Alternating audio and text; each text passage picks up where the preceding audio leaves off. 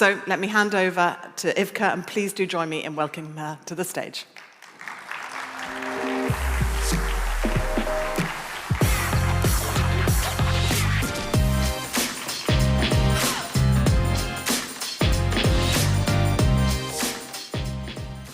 Good morning, everyone. It's really an honor to be here, and big thanks to Tapa for organizing this event and raising the bar again and again in how security engagement can look like. As I look around the room, I see faces both familiar and the new ones, but we are all here with one common mission, and that's to secure our supply chain. To enable us in that mission, what I want to cover in the next few minutes is actually how we can eventually move from security being seen as cost center to security being seen as real business accelerator. And we will have a look at how to approach the security solutions in the real smart way. Before I move in the presentation and before we look into the details, let me just ask you a couple of questions. All the security professionals in this room, is there anyone who has never faced any challenges to implement security solutions? Anyone who has never received a pushback? If yes, let me know later on today. I really want to meet you and learn your secret. But besides that, think now about your current security posture and your security strategy. Today, do you know what is your security cost per shipment? If yes, do you think it's the right cost? Is it not too much? Is it not too little? And if you answered yes to all of these questions, do you think that your current security model will still be relevant in 3, 5, 7 years? If we don't ask ourselves these questions on a regular basis, what can happen? We may fall into some of the common pitfalls in security risk management and how we secure our supply chain. We will highlight some of these pitfalls during the presentation, but not to focus only on the issues. We also want to have a look at the way out. And the way out is the risk framework that is looking at the data and build solutions around the data. And then Stefan will kindly take us several steps further in how we should look at it in very near future and going forward in the smartest way. Okay, let's start with what's not working. We split the common pitfalls into 4 main categories. The first one is misallocation of resources. We all know the traditional one-size-fits-all approach. It's very easy, let's just go for one solution, implement it everywhere. Think about it that you would secure with the same resources shipment full of paper clips or pens and shipment with high-value electronics. Just saying that it does not make sense, right? It does not make sense because this is exactly where we do not implement solutions based on the risk. And what may happen is that we do over-secure low-risk areas while we neglect the critical points.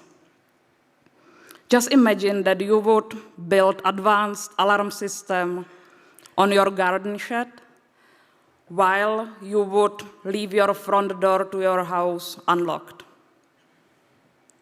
Second common pitfall is the security cost impact on the business. If we do not do the appropriate cost-benefit analysis, we may invest into security measures and security protocols where they are not really necessary. And this has impact on the business. This has impact on the efficiency. It has impact on the speed. Third category of common pitfalls is misaligned risk appetite. This is where everything should start, actually. If we have disconnect between the security measures and the business objectives, we very often fail to balance the protection with the operational needs. And the last category is many companies still today go with rather a reactive approach than proactive and preventative approach. We are waiting for the incidents to occur. And again, imagine that you would get robbed in your house and then you would install the alarm system. It's still necessary, but isn't it too late if you knew that you were living in a high-risk area for the robberies, for example? Good. Now that we understand what's not working, let's look at the solution, which is a data-driven risk model.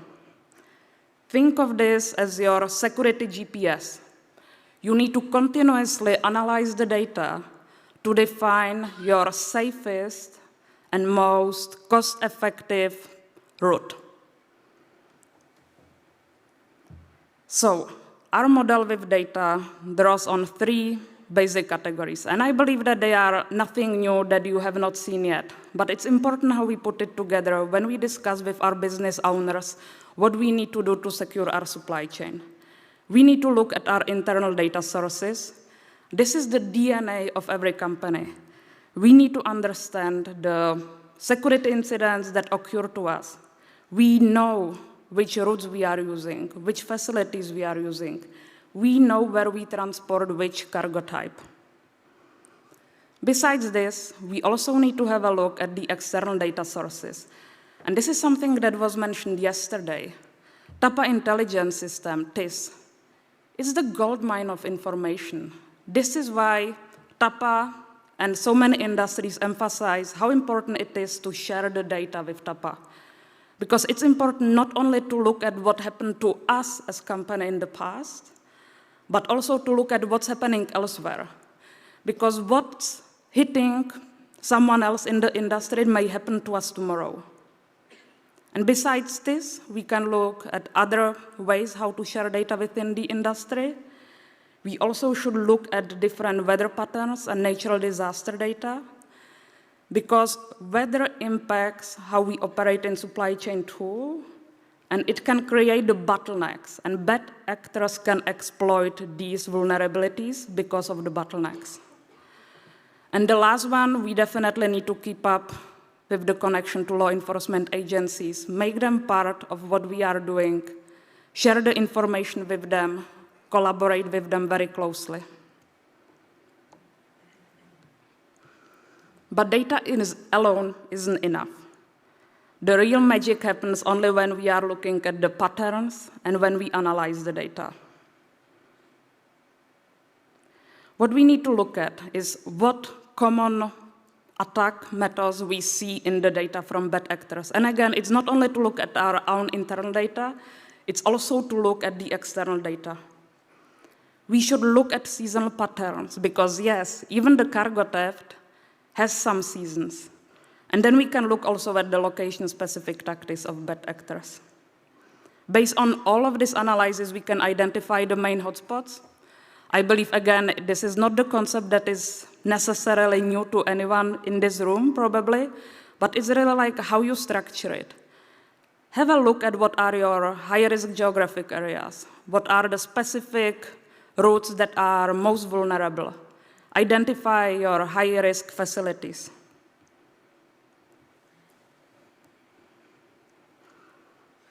All of this information feeds into our risk assessment framework.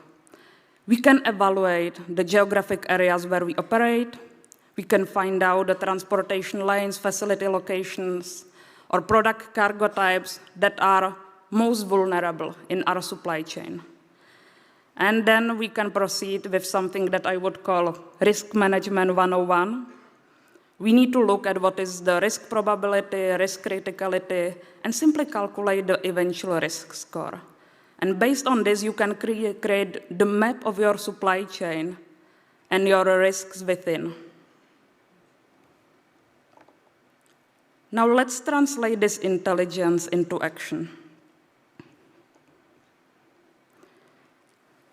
When you map all your data points, when you have all your risk scores, start with alignment with your business owners on what is the risk appetite.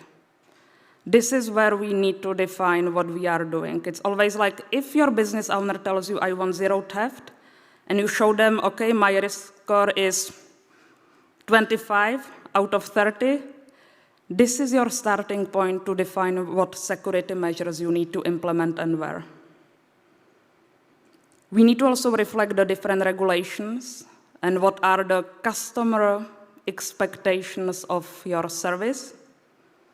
Based on all the data that we saw before, what we should look into, we should define clearer risk categories that we have within the supply chain. We should establish the minimum security standards and work from there and only improve from there. And what are the core principles for this model? Of course, all the risk categories that you create, they need to be addressed by the appropriate security solutions and security measures. We can pilot them, we can test them. We might not have 100% confidence when we implement them for the first time that they would really work, but this is why we really need to continuously assess the data, hold regular reviews and reassessments if our model really works. And when we define this model, one thing that is driving force is define what is your security cost per mile, which we may also call as the cost to serve. And again, establish your benchmark, work from there based on the risk level.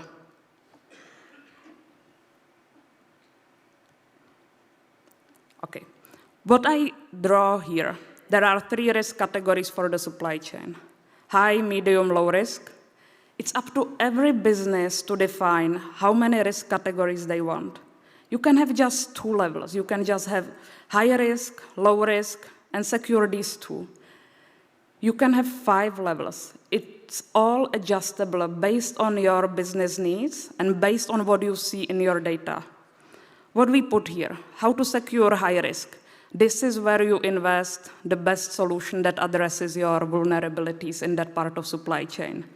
What we put here is TAPA TSR1. It can be also FSR1, 24/7 monitoring, usage of secure parking, usage of route checkpoints. If you have very long routes, why don't you install some route checkpoints on the way to ensure that the integrity of the load was not tampered anywhere within that route?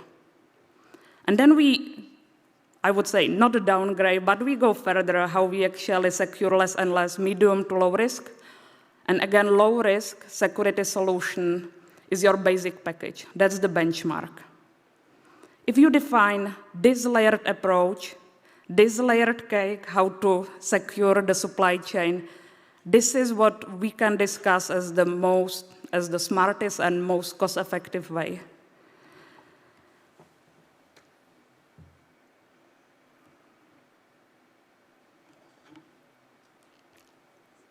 Because by using this, we are not looking only at ROI, but something that we would call ROSI, which is return on security investment. And ROSI is not only the direct avoided loss, it's also so many other things. And I believe, again, everyone in this room knows the security rule of 5. If you lose an item, your business does not lose only the price of the item or the cost of the item. You also need to invest money into investigation, into replacement, maybe some customer concessions. So the actual impact to the business is actually much higher. Besides that, when you implement the risk-based model, you can have a look if there's a reduction in your insurance premiums. And because you will optimize the security solutions based on the actual risk, you can also assess what is the impact on your operational efficiency. And last 2 points, which are very difficult to measure, are customer satisfaction and brand protection. These are the things that are not immediately seen, but that have major impact to your business, because this is what is driving your business. And this is where security is the major business enabler. I introduce now the basic model, how this should work, but I will now leave it to Stefan to actually take us several steps further, how it will work in the long run.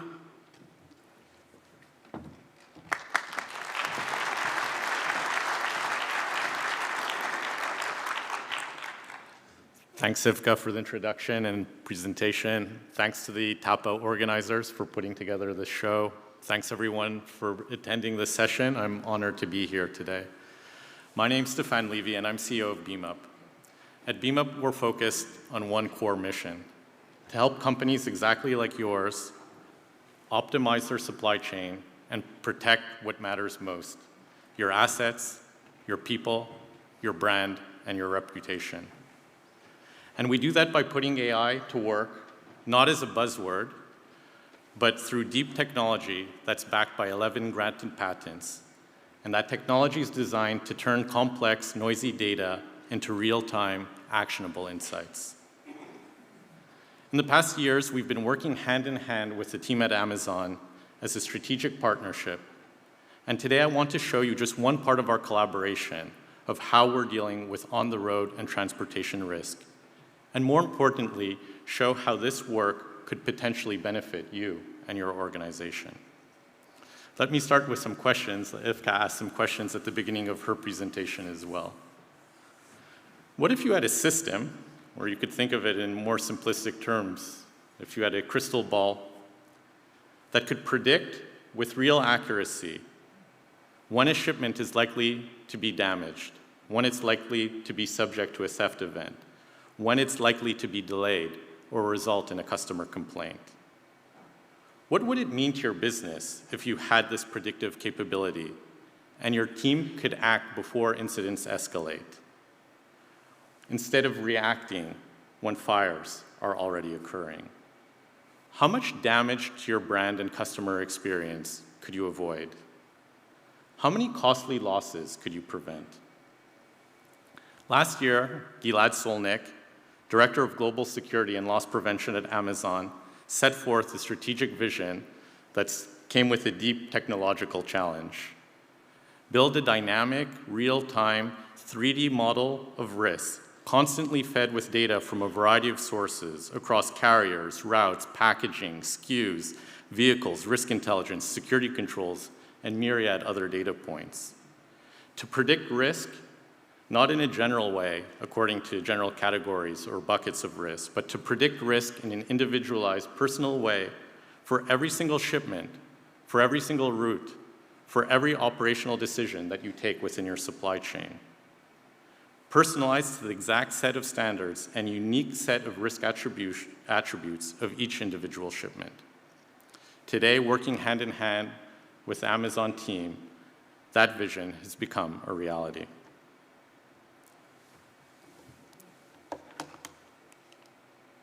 So how does this all actually work from a technology perspective?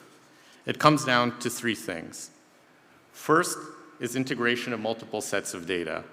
We bring together data from your WMS, data about your SKUs, what are their size, what are their dimensions, packaging, resale value, and so on. Data from transportation management systems. Who's the driver, carrier, data from telematics, sensors, and GPS systems, security controls, incident reports, risk intelligence, and multiple other sources. Second, we use LLM and deep learning technology to make your data work and make your data work together. Let's be honest, real-world data is messy. Real-world data is highly imperfect. And because of that, I often hear from many organizations, we're not ready for this type of technology. We're not ready for AI. But that's like saying you don't want to do the laundry because your clothes are dirty. You need AI even more in this type of situation. Why? Because even with your imperfect data, teams are still manually analyzing that data and making decisions on a daily basis. And that manual analysis could be automated. Second, our core technology at BeamUp is how to structure that unstructured data. For example, extracting MOs from raw free-form text in investigation reports, correlating events, and connecting the dots between different systems, making your messy data actionable. Imperfect data does not need to be a barrier. With the right tools, it could become your company and organization's competitive advantage. Once we've created this 3D cube of data, our models analyze petabytes of data, both historical and real-time, not with thresholds or rules that you have to manually set and keep tinkering with over time, but with deep learning that automatically finds hidden relationships and interactions between thousands of different risk and operational variables. It's retrained consistently to stay ahead of changing patterns, risks, and operational variables. And following the adage of Albert Einstein, who once said, "Everything should be made simple as possible, but not simpler," we distill all of this complexity into small snippets of text, taking just the critical information your team needs to take action. If you refer to the middle of this cube, it's what we call an insight, which is a few lines of text automatically generated and sent to your teams, where it says, this is the risk, this is the projected impact, and these are the recommended actions that you could take. How could this benefit your organization? You get risk predictions tailored to the unique characteristics of every single shipment, at scale, in real time, with no manual effort. Now let's take a look at a hypothetical example of how this could all play out. Before a shipment leaves, we could look at a very granular level at all of the SKU data. For each SKU, what are the historical losses? What's the risk if it's palletized versus packaged in containers or boxes? What's the geographic risk? Is the risk higher or lower in certain areas than it is in others? And be able to ascertain at that granular level what the risk is. So in this hypothetical example, let's say you're shipping high-value pharmaceutical goods in a region in which there's a known shortage and a black market for that product. So here we have the first risk. We have a high-value good that's targeted in a specific geography. Second, we could look at the driver and carrier. What's the history of this driver and of this carrier? What are their losses? What incidents could we associate with this driver and carrier? To continue on with this hypothetical example, let's say it's a new carrier. There's no major incidents. There's no major losses associated with this carrier. But there's a very, very subtle pattern of small but increasing losses associated with high-value products. That's a signal, a data signal, that this carrier could be linked to organized crime and is probing your network. So here we have the second risk. We have a risk that this carrier could be linked to organized crime. What about the vehicle? What's the trailer ID? Was this trailer ID ever associated with an incident before, perhaps even with another carrier? What kind of trailer is it? What security controls do we have in place? In this example, let's say it's a soft-sided trailer. There's no smart lock. That's another risk. Now, at this point, the system could generate a prediction, an alert to say, look, you have a high-risk SKU. We know it's being targeted. There's certain risk indicators with this carrier. And your trailer, your vehicle, is not really secured. You should not send this shipment with this particular carrier. You should change the carrier. But let's continue to play this out to see how our system could work if you actually execute on this and you have a departure with this specific shipment. We'd look at the routes. What's the route risk? Are there certain hotspots that are known in this route? Have there been recent incidents that might be small and haven't been picked up in traditional static databases but are losses nonetheless? What's the incident history? Now, the driver's left. He's supposed to be taking a certain route. And then, as you see here, there's a deviation. And that deviation is to a specific geographic hotspot where in the past 3 weeks, there's been 2 incidents. Our systems flagged that. Now it all comes together, holistically looking at this information. We have a high-value, high-risk SKU. We have a carrier who has risk. We have a trailer that does not have a lot of security. And now there's an anomalous detour to an area that's had recent events being flagged with it. As a user and an organization, what does your team get? They get a predictive alert, like you see there, automatically generated, predicting that there's an 84% risk that theft is underway with this particular transport, and even assessing the impact of what the loss will be, in this case, $148,000. With this real-time information, your team could take action, alerting your SOC, for example, notifying law enforcement, or notifying the field team at the receiving site to conduct an immediate inventory count the moment that shipment arrives. This is just one example of how you could use predictions of using both historical and real-time data to drive actions to prevent loss. To wrap up, regarding the benefits, what are the benefits? First, automation. Saving days, saving hours of manual analysis, of your team searching literally for needles in a haystack, and having all of that automated so your team could focus on action. Second is time to risk mitigation. Detecting losses, risks before they become losses, and detecting those small problems before they become big problems, and to put out those fires before they escalate. Third, revealing the long tail of risk factors, all those smaller risk factors that might accumulate over time and might not be captured by traditional risk frameworks. And finally, ROI, financial impact to your business. In the first 6 months of deploying our platform, Amazon achieved over 1,000% financial ROI. This is an opportunity to deliver transformational change to your business with big financial impact and impact to be able to protect your brand and your reputation. I'd like to again thank everyone and Ivca and everyone in the audience today and for the opportunity to present how Amazon and BeamUp are collaborating to help define the future of supply chain security. Thank you.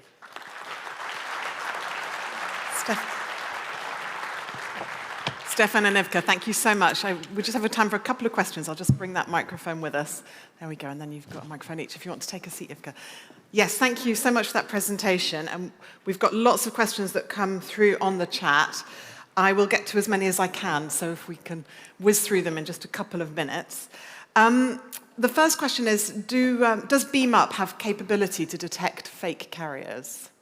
Yeah, absolutely, because as I said, you could start linking data of trailer ID, driver IDs across multiple different instances and to be able to spot those correlations of fake carriers. Another question that's come up is bringing to light a current situation that's unfolding in the Peru transportation, which has announced a strike and demonstrations which could have impacts. Could you explain how the system uses this sort of input to determine what can or can't be shipped and can take into account the risk factors? Yes, it can reflect on this, right? This is why we are doing this model. And it also depends on your capabilities and what you have planned. This is why we mentioned also what is one of the most common pitfalls is the lack of planning, lack of preparedness. We do not go through the scenarios that may happen. If we do this exercise ahead of time, we may anticipate. We may define what are the alternative routes, what are the alternative carriers and providers that can manage our loads and shipments. But we may also end up in a situation where there will be no other way around. Then the decision is, how do we inform what is currently impacting us, right? If you face the strike with the airlines, that you can't travel from Europe to US, maybe there is no other alternative and you also need to inform them, okay, I will be there 2 days later. It can also happen. But again, the crucial key is to plan and prepare for such situations and to think ahead of time about the alternative routes that you can take. And what are also the security solutions? Do you have them readily available? That's part of your, I would say, incident management plan that you should have ready. Ivca, to stay with you, another question on multi-layer security, your multi-layer security approach, but do you use this when you're shipping multi-value products, or is it just for primary shipments? Yeah, so the beauty of this model is actually that you should use, or you can use it anywhere. You can use it in any geography, you can use it on any type of transportation that you do, and it's always also the driving force. Maybe the risk of some specific cargo type is so high that you need to ship it separately. If the risk is so high, then you need to make the decision, right? And define again, okay, what is the risk score that I need to take these actions? Because we are trying to be as close as possible to the customer, because speed is everything that matters, and this is the currency of the business. So again, it depends on specific cargo type, it depends on the routes, and we need to make these smart decisions. Maybe we just need to, again, test them and see if it's effective, yes or no. Is it cost effective? and then we can make decision to scale across all our network. Thank you. And just one final question, very quickly before we finish, because we've got such a busy day today. Have you noticed, and maybe you could both very quickly answer this, have you noticed an increase in criminal activities that integrate both cyber and physical methods? I mean, if you look at publicly accessible data, you can see that, yes, this has been seen. And the same way that we organize our meetings, how to secure our supply chain, bad actors have something similar, maybe in a bit different setup with different coffee, with different snacks, but they have the same. They also have the capabilities to get to our companies in all the ways possible. And this is why we need to really be smart about how we secure our supply chain. And just ahead of this session in the morning, we had a very short chat with the Dutch police, and we can't rely only on police solving everything for us, right? We can't rely on them that they are able to break through all these criminal groups. This is why we as a business need to actually take the action, and we need to secure our supply chain to actually mitigate these risks to ourselves. Stefan, did you want to add anything? No? Well, in which case, thank you so much, both of you, for joining us. Thank you.